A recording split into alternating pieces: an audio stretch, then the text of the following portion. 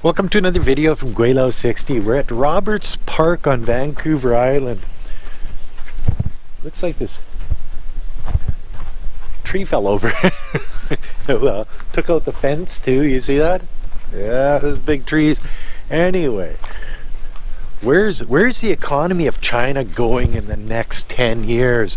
One-child policy fell apart. Now it's a two-child policy. But most Chinese don't want to have another kid because, yeah, too expensive. Those little buggers say they cost a lot of money to raise and put through school and whatever. But what's that going to do to China in the long run? You know, they say by 2030, Chinese population is going to start to decline. Well, it's a birds. Yeah, it's a conundrum, let me tell you. Okay, so the same thing happened in Japan. Now you've got like thousands and thousands of empty houses in Japan that people just abandoned. Okay, well, a big portion of the Chinese economy is based on property speculation, and we've seen this with empty cities and you know, the ghost cities that you talk about. Well, the Chinese people buy these because they figure that they're going to be worth more in the future. Well, now that they've predicted that the Chinese population is going to start to decline, well, I guess that sort of shoots down the speculation idea. So there won't be a lot of people buying properties for speculation in China in another 10 years because there won't be anybody to fill them. Yep. And as China has grown their middle class over the last about 15 years now that I've been watching it, or just over 15 years. The middle class is getting bigger. Wages are on the upswing. When I started going to China, I could go to my favorite little soup spot and buy soup for 2 RMB per soup. Now it's 8 RMB per soup, so it's about 4 times as much. You get the property values in China have gone up about the same, about 4 times as much. So as that happens, wages have to go up accordingly. Now you've got countries like Vietnam, the Philippines, Bangladesh, Brazil. They're all competing for these manufacturing jobs, the lower end manufacturing jobs. I know China's starting to get into the high-tech stuff, but you know, she's a pretty tough nut to crack. And how many people is that actually going to employ as compared to the manufacturing jobs that they've had in China over the last 30-40 years? Started back in 1978 in Guangdong province, and has gone through to today. See, back when I met Weifang back in 2003, and say the next 5 years after that, all of our friends were setting up their own business because Chinese like to do their own business, and it was the glory days. She's got one friend that owns a furniture store, and she's made nothing but money. She's got another one that wholesales Licheng Pizio. It's one of the things that has never gone up in price. Back in 2003, I could go get a Licheng Pizio for 3 RMB. Today, I can go and get a Licheng Pizio for 3 RMB, exactly. But as a wholesaler of this beer, this lady, she's she's making the same per unit, but her wages to her employees have gone up. Licensing on her vehicles, delivery vehicles have gone up. The vehicles have gone up. So all of these costs that she incurs on a daily basis has gone up about 4 times. But what she makes has been about the same. So the glory days are over. Oh, another one. Lisa's husband makes toys in Guangdong province and ships them out every Christmas. Well, they just bought, and remember when I was driving the Porsche? That was Lisa's Porsche, and they were doing really, really good. So they decided to buy a 3 million RMB apartment. Well, cool.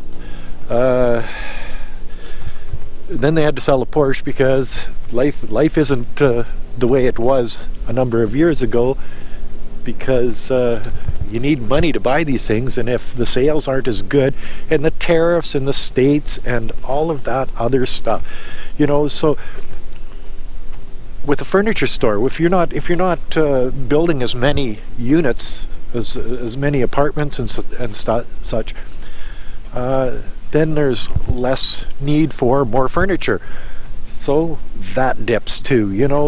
It's one of those things that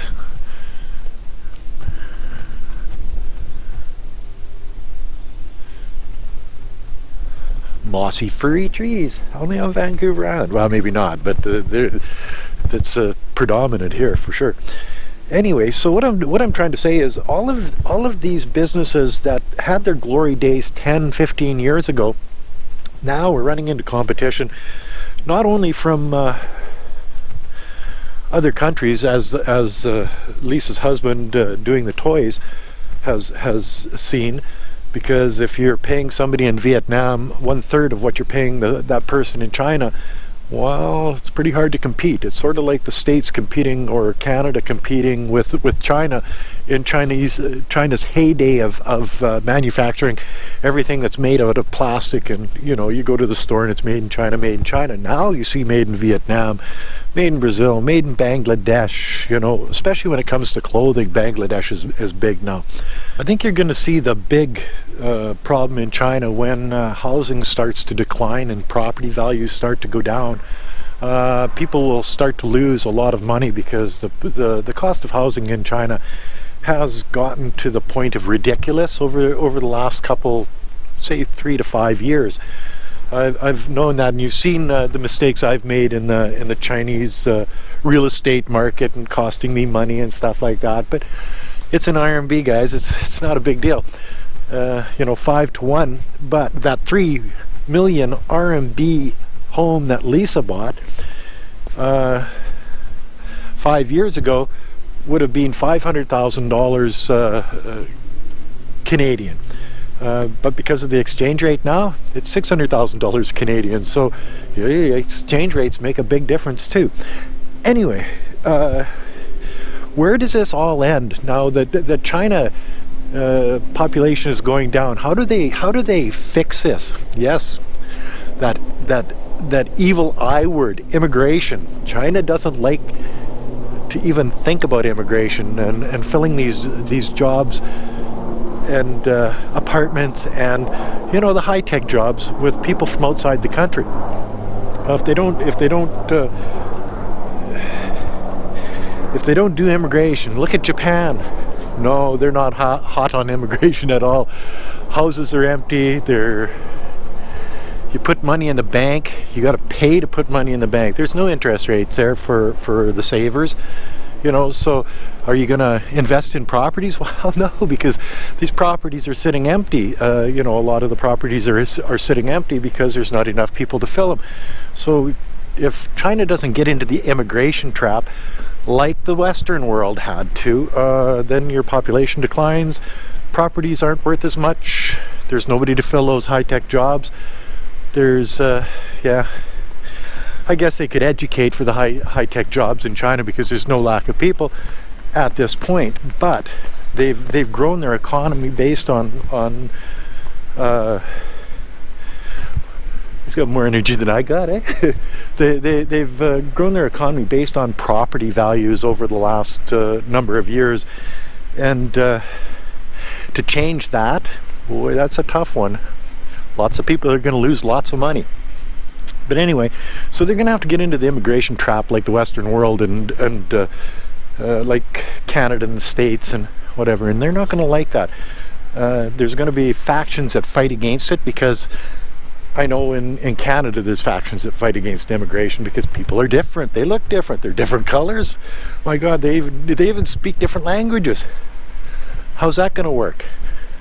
And that means that in maybe 20 years, China won't look the same as it does right now. I know that places like Toronto and Vancouver are totally different than they were 10, 15 years ago. Vancouver is known as Vancouver to a lot of people, because there's a big Chinese population there. You go into Richmond and it's being a white Canadian, I'm a visible minority in Richmond, BC, because my wife isn't, but I am. You know, so if China goes that direction, boy, it'll be different for China. They'll have to open up to the world a lot more than they have to keep these people happy.